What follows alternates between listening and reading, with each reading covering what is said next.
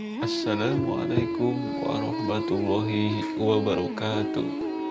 Berjumpa lagi dalam program Tanya-Tanya Ustadz. Dalam episode kali ini ada sebuah pertanyaan, bagaimana hukum melaksanakan mudik di tengah pandemi corona? Berikut ini penjelasan dari Ustadz. Assalamualaikum warahmatullahi wabarakatuh. Pembaca media Jabar yang mudah-mudahan dirahmati Allah Subhanahu wa taala. Ada sebuah pertanyaan dari meja redaksi kepada saya tentang hukum memaksakan mudik.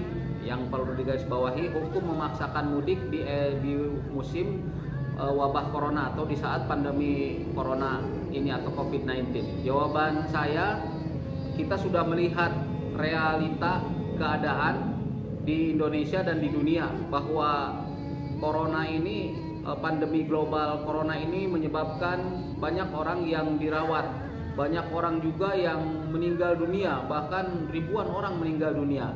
Ini sudah memperlihatkan bahwa merupakan kondisi darurat yang sedang dialami oleh manusia di masyarakat internasional, tak terkecuali di Indonesia.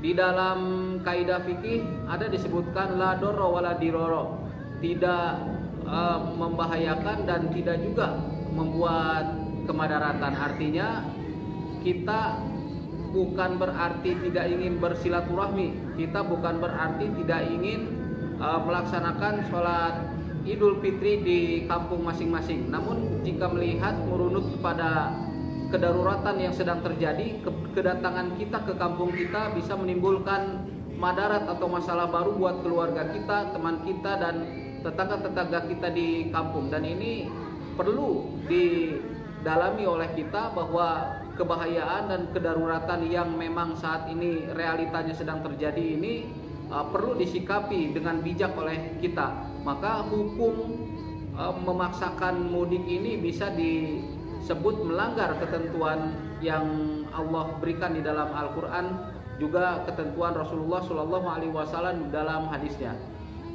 Kemudian ada sebuah hadis yang diriwayatkan oleh Imam Al-Bukhari yang terjemahannya sebagai berikut: jika kamu mendengar wabah di suatu wilayah, maka janganlah kamu memasukinya.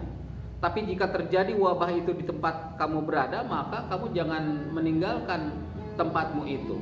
Ini juga menjadi pelajaran bagi kita tentang adanya lockdown atau pembatasan sosial berskala kecil ataupun besar merupakan bagian daripada ikhtiar manusia, baik itu secara pribadi ataupun secara institusi oleh pihak pemerintahan untuk mengurangi resiko penularan. Karenanya sikap bijak kita selaku umat muslim untuk tidak melaksanakan mudik itu sudah sangat baik dan sesuai dengan ketentuan Islam.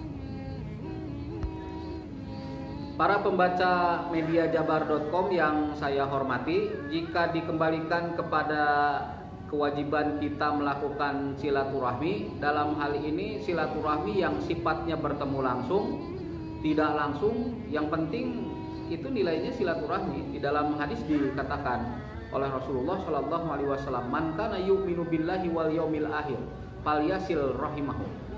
Barang siapa yang beriman kepada Allah dan Rasulnya, maka dia agar menyambungkan tali silaturahminya. Dan hal ini ketika di saat wabah corona ini menggila bisa disiasati.